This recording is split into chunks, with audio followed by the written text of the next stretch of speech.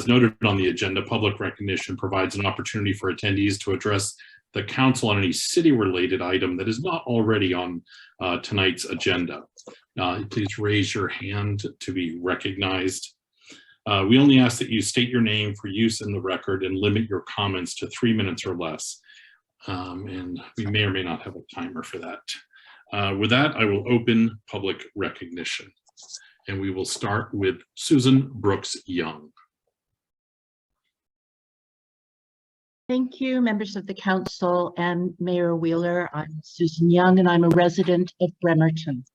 The new hospital at Silverdale opened in January 2021. Within 3 months, it became clear that there was a problem. Stacked up ambulances at the hospital led to additional ambulances being diverted to other hospitals in Gig Harbor, Tacoma, and elsewhere. Within 6 months of the hospital opening, the VMFH emergency department housed in East Bremerton on the former Harrison Hospital campus was closed due to lack of staffing. That closure was supposed to be temporary, but the facility remained shuttered, further exacerbating the problem and leaving Bremerton with no emergency or urgent care services within city limits. I'm aware that VMFH has promised new urgent care and emergency services at its Kitsap Way facility sometime in 2023, but since these are the services that were supposed to be provided in 2018, you'll understand my skepticism about this latest assurance.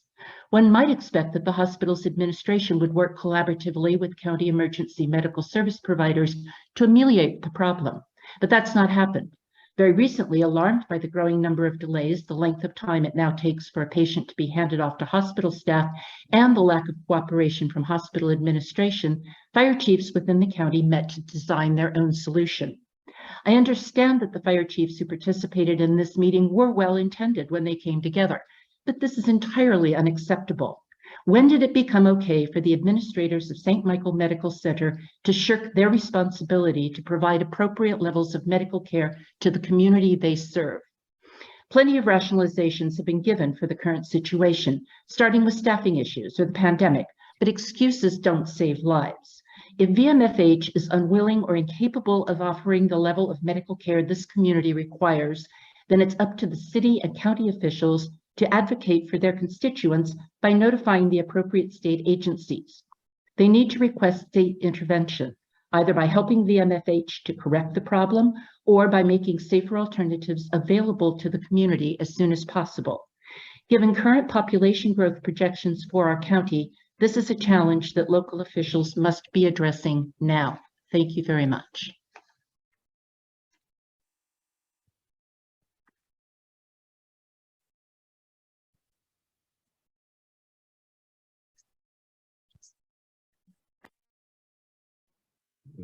Council Vice President Chamberlain, I don't see Council President Goodnow. Okay, thank you. Thank you, Ms. Brooks Young. Next for public comment. Is there anybody else for public comment today? We have Jill Claridge. Let's go ahead and go to you because we missed you on the first round. Right, thank you very much. I'm here to bring your attention to the property at 6th and Marion. You may realize it's the old hospital, the Francis Morgan Haddon building, and it has been demolished. All the buildings have been demolished, yet right now all the trees are intact. Almost all of the trees are intact, so it's a good time to talk about this.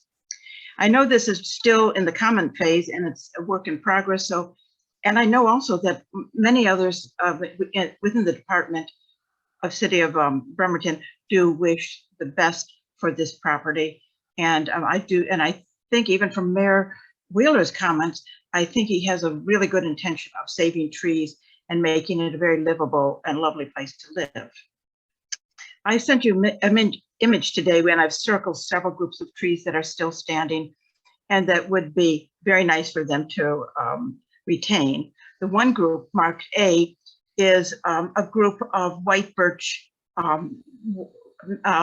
birches, white barked birches, and they're very lovely. There's 8 of them, and it would only be one lot that they would not have to be built on. You know, that they would sacrifice one lot. I'm going to send you more information, but I don't know if all of you know that there's 80, that they've proposed to put 80 houses on this piece of property. And so one lot would not, for example, be very much. I wanted, there's also two other groups of trees marked B and C, and these would be very nice trees to save. They are redwoods and ferns. I will send you more information later about the document from 2011 that the state wrote and what they proposed for this property. More interestingly, they proposed if it went to private property development that there would be 39 houses on it, not 80.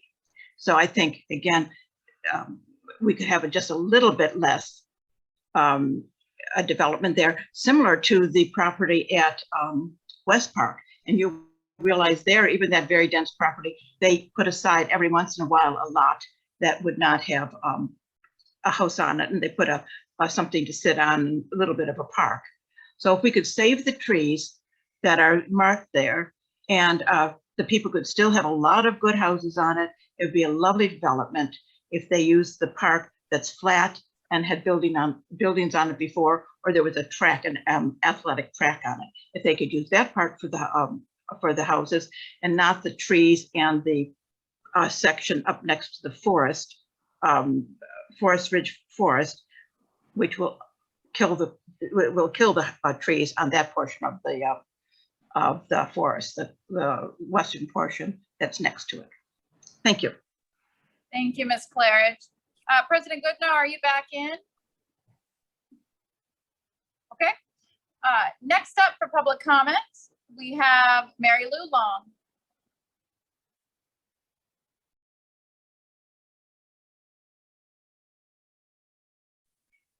Hello, Council. Good evening. I would like to say that it was great to see Mayor Wheeler at the Boy Scout breakfast, and he said the Pledge of Allegiance. So he does know how to recite it. I'm glad he has not forgotten how to do that.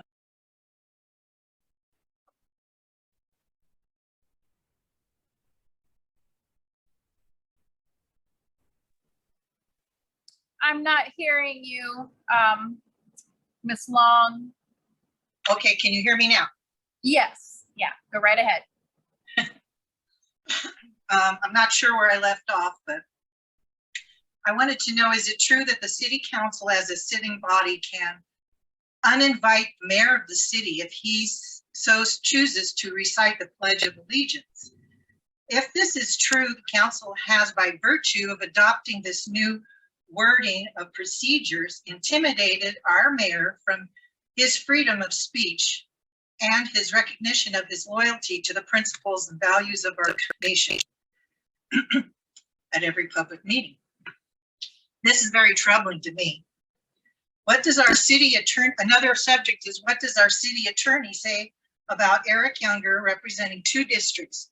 Wouldn't this put into effect the need for a new special election for a representative for the district that he is leaving, or he's left? Actually, he didn't leave, but they changed his districting. Anyway, with that said, I'd like to stand and say the Pledge of Allegiance for you because I truly believe in it. I pledge allegiance to the flag of the United States of America and to the republic for which it stands, one nation under God, indivisible, with liberty and justice for all. I also might add to this that in our Constitution and our Declaration of Independence, in the beginning, our founders believed in recognizing our Creator. We hold these truths to be self-evident, that all men are created equal and that they are endowed by our Creator with certain inalienable rights. That among these are life, liberty, and the pursuit of happiness. Now, it doesn't say anything about a specific religion. It just says God, our Creator, the God of nature. And I don't see why there's any objection by the council to delete this public prayer, or not prayer, but public recitation to loyalty, to signal that we're all on the same page. So I would hope that you council members would reconsider putting that Pledge of Allegiance as a ceremonial response to opening meetings, public meetings. And I'd also like to say that I'm really upset that we're not having our public meetings in the Norm Dix building. Many other community groups are getting together and there's no problem with getting together that way. And the health district does not put a clamp down on you for holding a public meeting. I don't know why you're not doing that. And if you wanted to do a kind of a system like the Rotary does, they pipe in people on a channel like this for people that have health conditions that might make it difficult for them to attend, but the public could attend. Thank you very much. Thank you, Ms. Long. Is there anybody else from the public that would like to comment today? I see Joe Walter has her hand up. Joe Walter.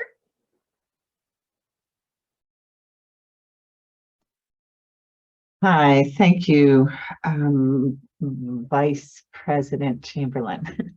And hello, Council and Mr. Mayor.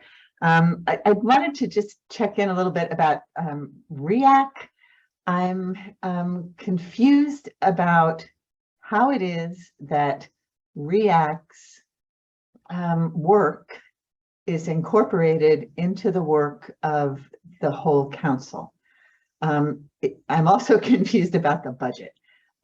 So one of the things I'm thinking is that we have this committee of the council, which has done quite a lot of work with reaching out to the community to understand what does the leadership of people of color in our community, what did they describe as community needs?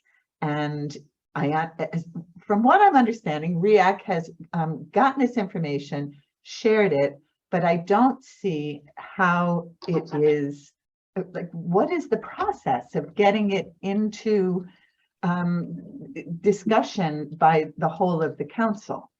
And in the same way, I'm hoping that for next year, I can figure out, or that maybe you will present to the public a timeline by which we can understand the budget process and have an opportunity to give some input with the hope that it will be considered in what you're deciding upon for how our monies will be spent. And you know that I'm particularly concerned about, I'm laser focused on the neighborhood behind Sally's. And we have an event coming up to try and some of you are coming along, and thank you for that, to find some solutions. But I'm feeling like it's in the budget that these solutions are going to play out. And hopefully by next year, we get some clarity on, you know, when does the process start? When does the mayor and staff make a draft available to the rest of the council for feedback?